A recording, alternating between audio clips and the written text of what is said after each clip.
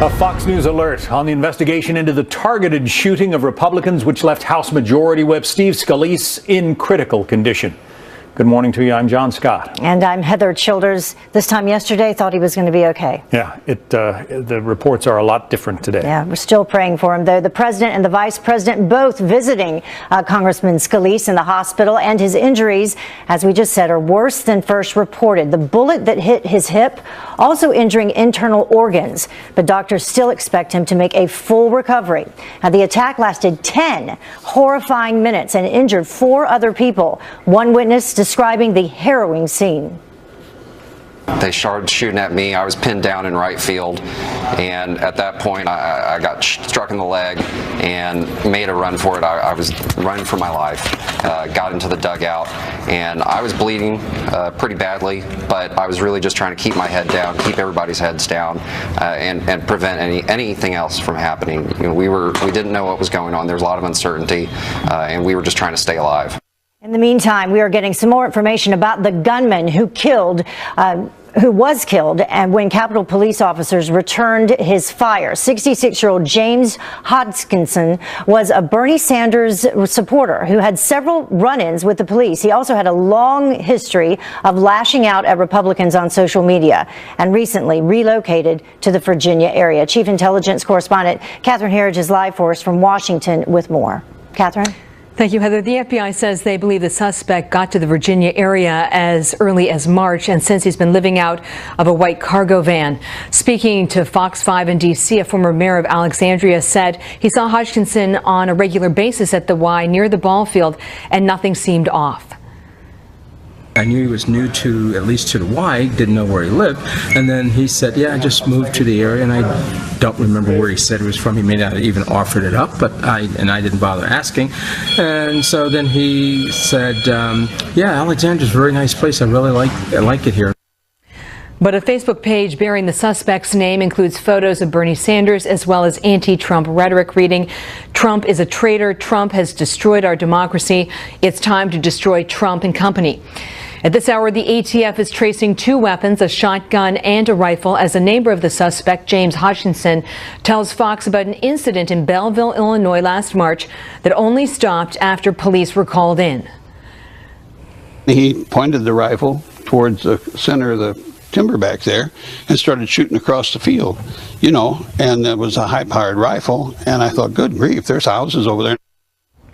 On Special Report last night, 2 lawmakers at the ball practice described how the suspect moved methodically and systematically across the field to pin them down.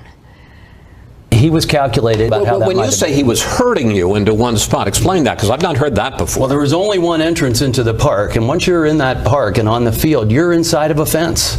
And the only way out is through this one entrance by the first base dugout. And so he starts down on the left field line along third base and starts shooting. So where do people run? We run towards the exit, we run towards the dugout, right, and you try to take cover. And then he starts maneuvering closer to that spot. The FBI remains the lead agency, and they remain focused on the timing and the motive, Heather. Gunfire for 10 minutes. Catherine Herridge live for us. Thank you, Catherine. You're welcome. And in the aftermath of the shooting, calls for unity from both sides of the political aisle. I ask each of you to join me to resolve to come together, to lift each other up, and to show the country, to show the world that we are one house, the people's house, united in our humanity. It is that humanity which will win the day, and it always will. I prayed for Barack Obama, and now I continue to pray for him, and I pray for Donald Trump, that his presidency will be successful and that his family will be safe, because it is about family. In that same speech, Nancy Pelosi said she agreed with the Speaker of the House, Paul Ryan, not something she said that you hear me say very often. Will this bipartisanship last? Joining us now, Carol Lee, White House correspondent for the Wall Street Journal. Is that a possibility? Could the bipartisanship that has broken out on Capitol Hill, could it last more than the rest of this week? Well, we don't know. If you look back historically, this is no. The answer would be no, it won't last. We've seen moments like this before where, there's some sort of tragedy that unifies the parties and has all politicians talking much more civilly. And then, a couple days go by or a week and everything is kind of back to business as usual. I think the question here is whether, this sticks, and if so, for how long, and that's going to be up to the parties and the leaders on Capitol Hill and the president. We've had the political rhetoric has been heated for quite some time. The campaign was obviously extremely heated, and that hasn't really toned down. And while everyone is talking in these much more unifying sort of tones right now, eventually the Democrats and Republicans are going to have to get back to business, and they're going to start debating issues again. And what we've seen in the past is that the sort of unity that is we're seeing now tends to be fleeting. I read one piece yesterday that noted that normally after these well-publicized shooting events, there are cries, usually from the Democrat side of the aisle, for more gun control or new and improved gun control. That hasn't really happened this time, and the speculation was that it's because it was a member of the legislative body who was shot. Do you have any thoughts on that?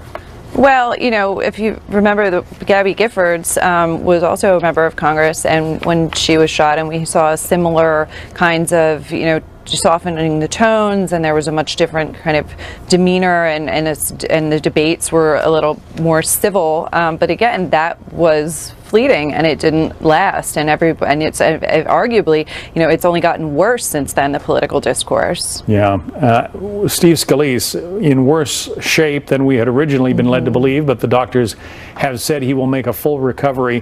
What happens to his job in the meantime? Will there be someone taking over as temporary whip, or will he return to that job eventually? Is it too soon to know? Well, I think it's too soon to know, but certainly, we've heard from Republican leadership that they are going to continue to do the work, and I think everyone right now is just focused on him and when he'll be back, and that he makes a full recovery. Let's turn our attention to one of the other big stories in Washington right now. Reports that Special Counsel Robert Mueller is widening the Russia probe and is looking into whether President Trump tried to obstruct justice. This is a report in the Washington Post. Again, it's a bunch of anonymous sources talking about this. Just give us your thoughts on the possibility of going after the nation's chief executive for obstruction of justice. Well, it's almost, in some ways, it's not surprising that Mueller would be looking into this, because the president kind of set this up when he fired the FBI Director Comey, and then said that part of the reason for his firing was related to this Russia investigation. Then that was compounded by revelations that he had some private conversations with Director Comey and some of his top intelligence officials, where some of them felt that maybe it was inappropriate, or he was trying to apply pressure. So, it's one of those situations where, for Republicans particularly, this is really frustrating, because they see it as a self-inflicted wound by the president, meaning there was always an investigation into Russia and the influencing the election, and whether there was any collusion with the Trump campaign. And that was a separate piece. And now this added piece is by the president's own doing. And I think, we've heard Republican leaders say that the president should just step back and let this unfold, and that his best vindication is going to be if he allows the investigation to proceed in a thorough way and just takes a step back from that. That's not what the president clearly wants to do. He was tweeting this morning and saying that this is a politically motivated witch hunt, and then he genuinely believes that and is very frustrated with it. As president, though, I mean, if one of his underlings or former underlings were convicted in a court of law, he has the power to pardon that person. So how does it become obstruction of justice if he says to the FBI director, go easy on Mike Flynn? Well, that's what they're going to be looking into. But certainly, it's unusual for any president to, be involved in or raise questions about or speak publicly about any FBI investigation. You saw that with the President Obama when there were FBI investigations. The White House was very careful not to try to not talk publicly about them or be seen in any way as intervening. And so you just have a very unusual, this is highly unusual. You know, you have a president who sees an investigation into Russia and what happened in the election as something that is targeting him and politically motivated against him, and it's really clouded his presidency in a way that, you know, no one could have really imagined. But again, quoting from that Washington Post piece, 5 people briefed on the interview requests, speaking on the condition of anonymity because they were not authorized to discuss the matter publicly, and on and on and on. So the leaking continues in Washington, and that is a huge frustration to this administration. Yes, and that's when and they've continued to focus on that. Look, we're reporters. Reporters like leaks. That's what we do, and what we hope for. But for the White House, this has been extremely frustrating, and you've seen them continuously point to the leaks as part of evidence to back up their claim that this is a politically motivated investigation and that there are people who are politically driven to undermine the president. And, you know, looking at the politics of it, I mean, there were a lot of people who thought that Loretta Lynch might have said to Jim Comey, hey, you know, we're not going to prosecute Hillary Clinton. That would be politically motivated, and that could be seen as obstruction of justice. And that's what the President Trump complains about, that he feels that he is being held to a different standard. He does, and he also just, you know, has felt, if you step back, since he's come into office, this investigation has been, it's on, you know, if it's not daily, it's weekly, there's some new revelation, and it's just really tied his hands in terms of him being able to keep his focus on his own message, for his White House to push its agenda on Capitol Hill, or, you know, talk about something differently. And in some ways, you know, it's the president often will make news or insert himself or say things or tweet things that keep this as a focus instead of staying on his message, which many in his White House would really like him to do. Yeah, his own tweets can interfere with his own messaging. Interesting. For sure. Carol Lee from the Wall Street Journal, the White House correspondent there. Carol, thank you. Thank you. Well, Justin, the parents of an American college student recently released from a North Korean prison, speaking out this morning about their son, Otto Warmbier's medical condition after 15 months in captivity. My wife Cindy is at Otto's side this morning, as she has been since the moment he returned to Ohio. She wanted me to tell you that she knows that Otto is a fighter, and she and I firmly believe that he fought to stay alive through the worst that the North Koreans could put him through in order to return to the family and community he loves. Ellison Barber is live for us in Wyoming, Ohio, near Cincinnati, with the latest. Ellison? Otto's father, Fred Warmbier, stood in front of the podium and spoke to a packed room. He held back tears as he spoke about his son, who he described as sweet, loving, and kind. He also said he was wearing the same jacket Otto wore at his North Korean trial in 2016. Thrilled that our son is on American soil. We're in the school that he thrived in, and I'm able to talk to you on Otto's behalf, and I'm able to wear the jacket. There's still a lot we don't know about Warmbier's condition. His father said that the regime brutalized and terrorized him. A spokesperson for the hospital currently treating him says he's in stable condition. I can tell you that today at the University of Cincinnati Medical Center, Otto is in stable condition but has suffered a severe neurological injury. When Warmbier landed late Tuesday night, an ambulance met him on the tarmac and took him to a Cincinnati hospital. Otto Warmbier traveled to North Korea back in January of 2016. Police detained him at the airport in Pyongyang after he allegedly stole a propaganda poster from the walls of his hotel. Do you believe my son needed a used car? Do you believe he's not even a member of the church that he was accused of stealing a banner from? A State Department official says the North Korean government informed the U.S. of Warmbier's condition, claiming he was in a coma for a year. Otto's father confirmed that as well here today, but also says he doesn't believe anything the North Koreans have to say. Personally, North Korea is a pariah regime. They're brutal and they're terroristic. You can't believe anything. Well, it's your choice. We don't believe anything they say. We see the results of their actions with Otto. He says the president called the family last night to check on everyone. We expect to get a more complete update about his medical condition from doctors later this afternoon. Heather? Thank you. Ellison Barber live. All right, so if you watched that extraordinary news conference from Fred Warmbier, Otto's father, he gave an awful lot of credit to the Trump administration for putting the pressure on North Korea that ultimately brought the release of his son, even though they just recently, in the last week or so, learned that Otto has apparently been in a coma all of this time. We are awaiting remarks from the president on this new internship program he's pushing. That's just ahead. President Trump wants to get an internship program underway for the nation. Let's listen in as he introduces his thoughts to the American people. Mary. Hello, everybody. Thank you. Good morning. Thank you for all being here. Before beginning today, I'd like to take a moment to again send our thoughts and prayers to my friend and the friend of most of us in this room, Steve Scalise, and his great family as he continues his very brave fight. It's been much more difficult than people even thought at the time. It's been, he's in some trouble, but he's a great fighter and he's going to be okay, we hope.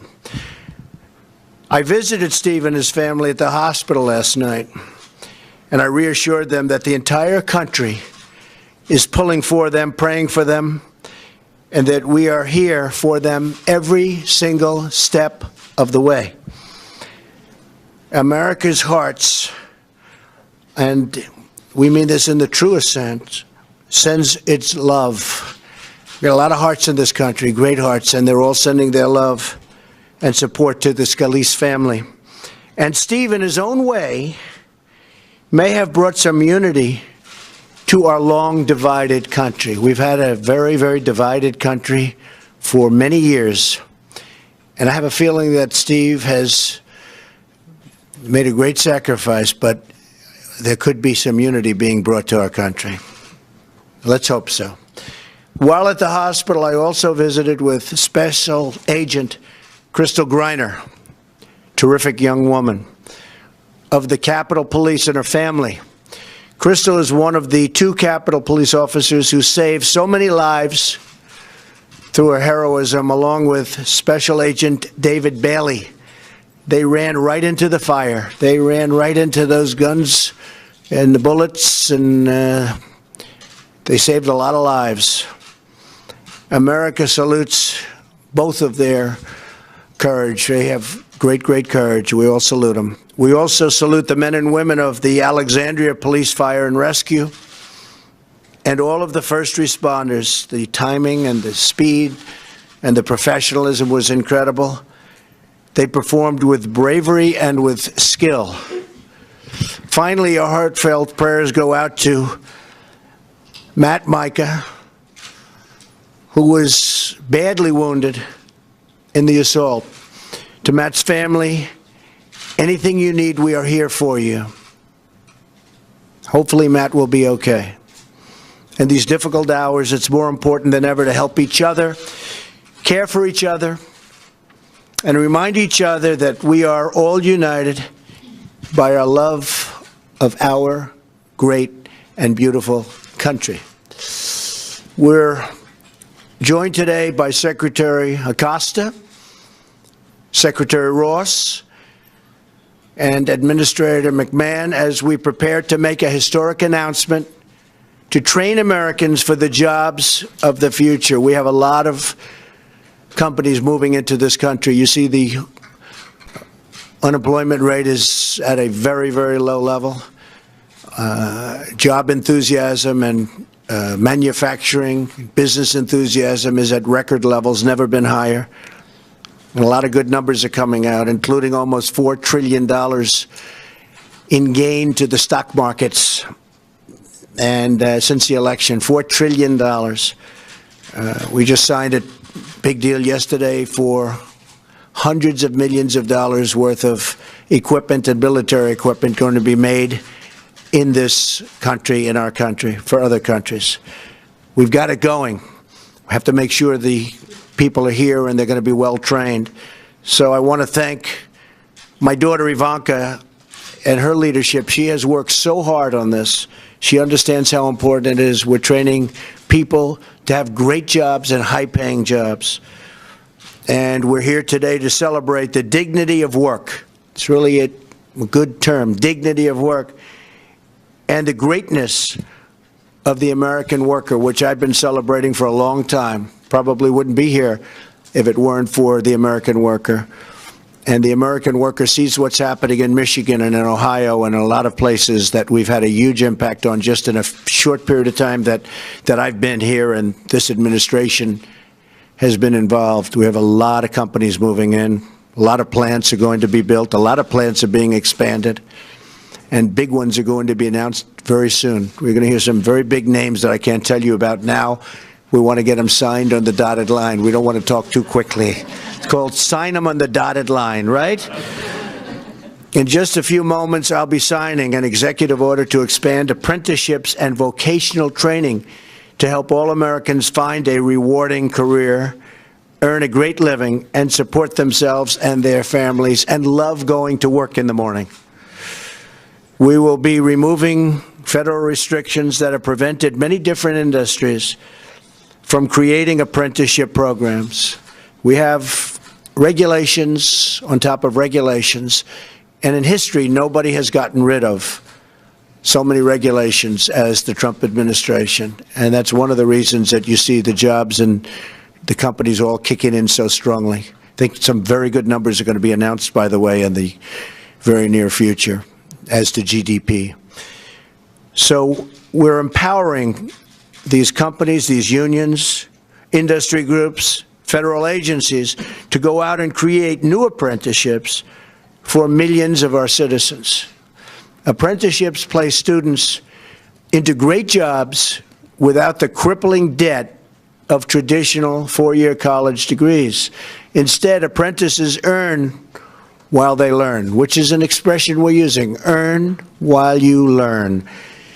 We're joined today by apprentices who know firsthand how these programs can bring new hope and new opportunities. We're also joined by some of the country's great governors, and I appreciate them very, very much for being here and for being here. We just had a meeting in the cabinet room. Charles Robel is here with us from Wisconsin, where I just left, actually, yesterday. I was with Governor Walker.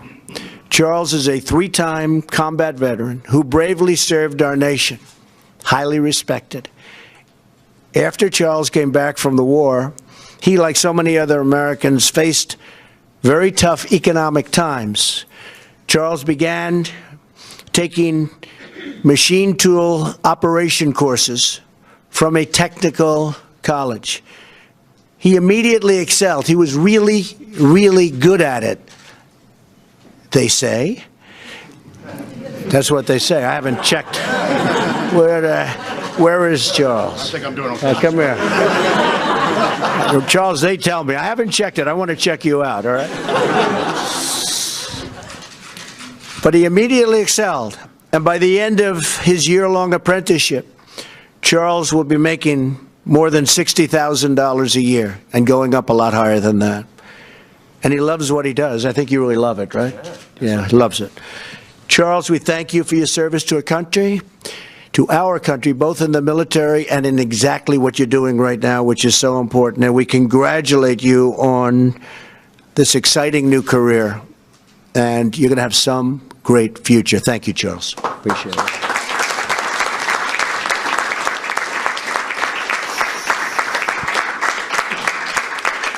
Each of the apprentices here today has their own story and their own dreams. That's what they are, dreams. Apprenticeships teach striving Americans the skills they need to operate incredible machines, and some of these machines are so intricate, so powerful, and really the word is they are incredible. This is not the old days. This is new and computerized and complicated, and you really have to know what you're doing. But they create amazing products.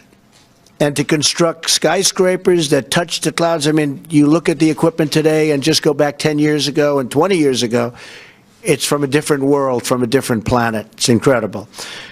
I just met with the governors from many of the states to discuss how we can work with them to expand apprenticeships and the apprentice programs.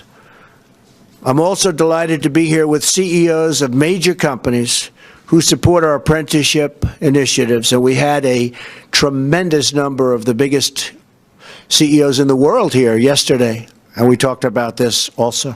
And they're fully behind it, including our effort to help millions of talented young American women thrive and flourish in our economy. We are thrilled as well to have with us today Congressman Bobby Scott and Congresswoman Virginia Foxx, who cares so deeply about this effort. Thank you. Thank you very much. The strength of our nation will be determined by our ability to keep jobs in America. And we're going to keep them in America. You're not going to have companies fleeing like in the past. There's going to be a big price to pay for companies that want to leave, fire their workers, build a plant outside of this country and think they're going to sell their product right back into the United States. Going to be a big price to pay. But we want to keep jobs in America, and we want to train people and hire American workers to fill those jobs. And that's exactly what we're doing, and we're really doing a job of it. And I just want to thank all of our secretaries and everybody involved in the process. Not only will our apprentices transform their lives, but they will also transform our lives in the truest sense. Today's apprentices will construct the roads and bridges that move our citizens. They will bend the metal and steel that shape our cities, and they will pioneer the new technology that drives our commerce. But as we train the next generation of Americans to do their jobs, all of us here today have to do our jobs. We have to join forces, join hands, and join together to restore the American dream for all of our people.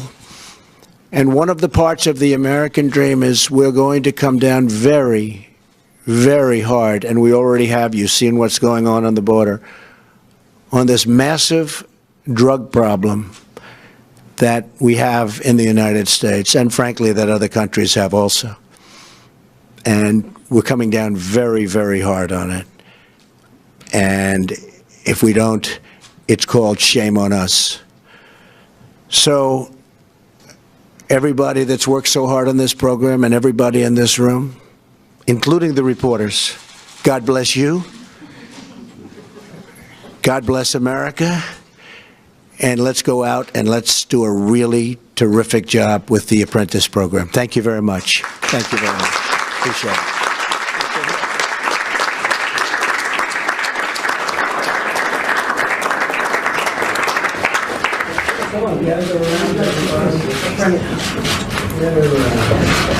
Is the big one. Right down.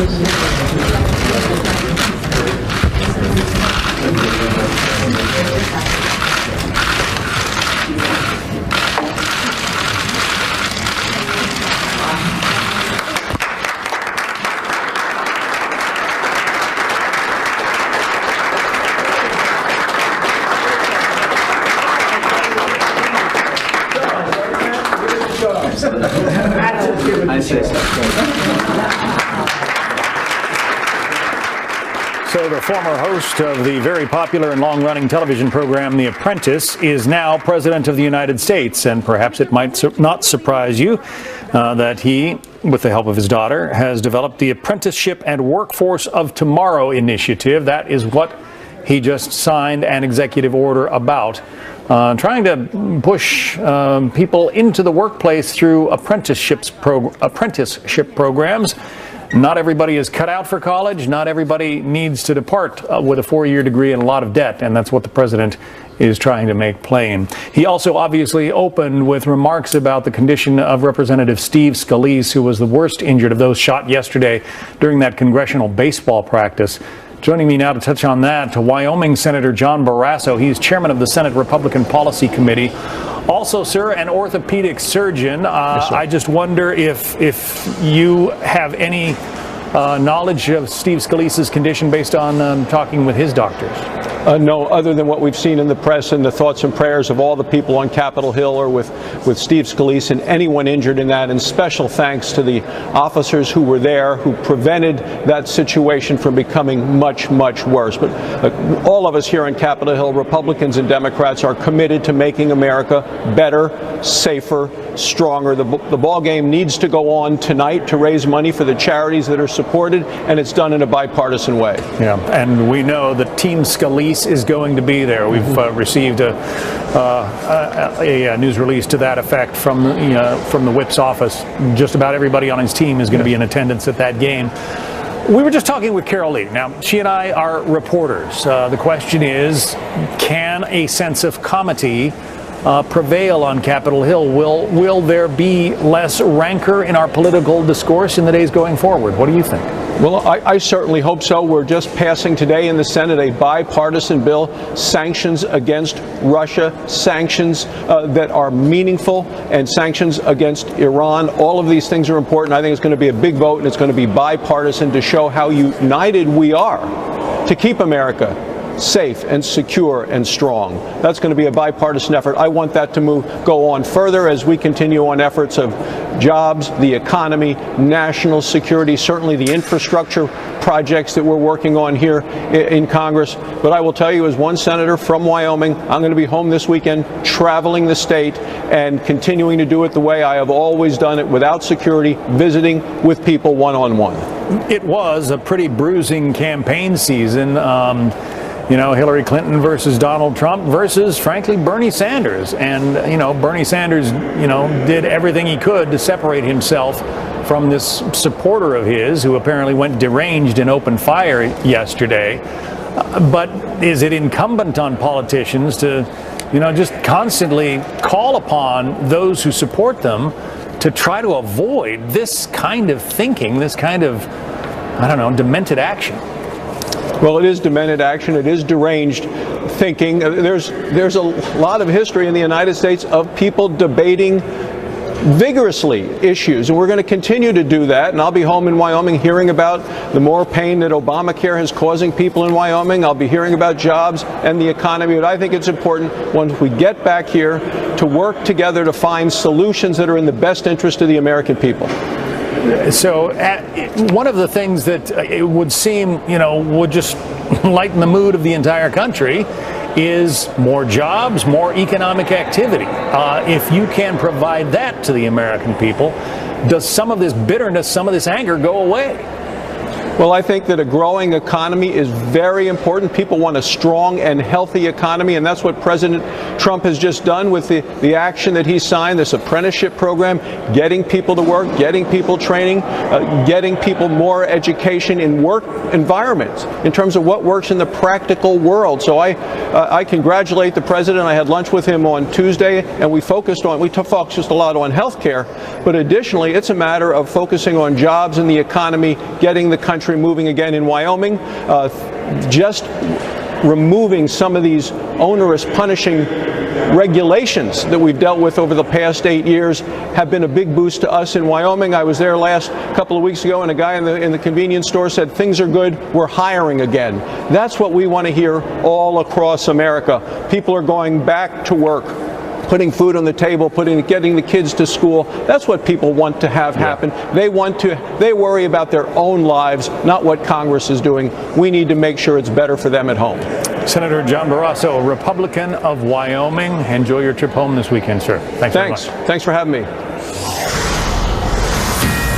And now this Fox News alert. We are just getting word from a Fox producer that the jury in the Bill Cosby sexual assault trial is deadlocked. That means they cannot make a decision.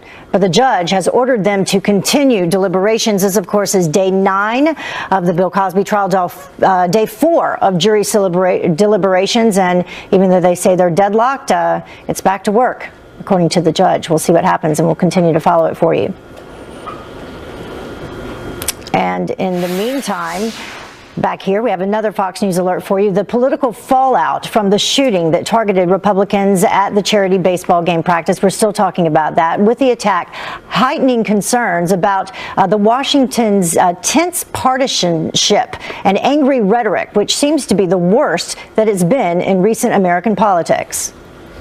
The year 1968 comes to mind, in which we had 2 assassinations and riots in the streets and riots at the party conventions. But the sheer loathing that people have for each other, people who are in politics have for each other and for our president at this stage, transcends even what we had then. And joining us now, Josh Holmes, former chief of staff to Senator Mitch McConnell, and Jim Kessler, former legislative and policy director to Senator Charles Schumer and senior vice president for policy and a co-founder of Third Way. Thank you both for joining us. Thank you. So you probably just heard our first guest, Senator Barrasso, talking about his feelings, said that he's going to go back home. He's going to continue to live his life. Josh, you had the privilege, actually both of you, of working side by side with the Capitol Police. First, share your thoughts about their heroic actions. Yeah, it's really incredible. You know, I did have the privilege of working alongside the Capitol Police for many years, and these are some of the finest men and women that you will ever meet in any capacity. They're exactly what you'd want in a professional and a brave law enforcement officer, and there is absolutely no question that without their presence on that baseball field yesterday, we would be talking about a much more significant tragedy than the tragedy we're witnessing here the day after. So I can't say enough good things about them. Yeah, and Jim, you know, obviously this was a madman. He'd had several issues in the past, was apparently didn't have a job, living out of his car, had been living near the baseball field, I think, for about a month at this point. But how has the political climate impacted the situation right now amongst everyone, not just Democrats and Republicans, but everyone? Right, Heather. I mean, look, this madman, he's responsible for his own actions. There's no question about that. But, you know, the political dialogue in this country, we have hardcore populists on the left, we have hardcore populists on the right. The main ingredient, you know, in their way of spreading their message is anger. I don't think anger makes better parents or better spouses or better workers or better drivers, and I don't think it makes better citizens and better voters. And then you add this environment with the fact that, you know, we have about 300 million guns in private hands in this country, and just a lot of upset and angry people, and you think like, well, this is inevitable maybe, and it's very sad. But there's still a lot of work yet to be done, Josh. We need to get back to the work of the people, and first and foremost would be the health care plan right now. How do we get back to that? Well, I think they will get back to that. And look, there's plenty of room to disagree on policy. I mean, that's one of the hallmarks of our country, is being able to express an opinion without fear of retribution or violence. Freedom of speech is a core tenet.